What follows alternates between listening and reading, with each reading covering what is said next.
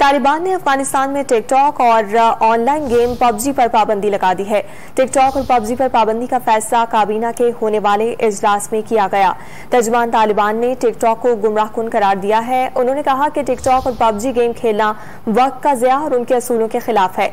TikTok पर गलीज मवाद upload किया जाता है जो इस्लामी कवानीन के खिलाफ है, इसीलिए अपने शहरियों को इस तरह की ऐप्स इस्तेमाल करने की इजाजत नहीं दे सकते। टिकटॉक और पबजी पर पाबंदी का फैसला काबीना के होने वाले इजलास में किया गया। तर्जुमान तालिबान ने टिकटॉक को गुमराहकुन करार दिया है। उन्होंने कहा कि टिकटॉक और पबजी गेम खेलना वक्त का ज़िया और उनके असूलों के खिलाफ है। टिकटॉक पर गलीज मवाद अपलोड किया जाता है जो इस्लामी कवानीन के खिलाफ है, इसीलिए अपने शहरियों को इस तरह की ऐप्स इस्तेमाल करने की इजाजत नहीं दे सकते।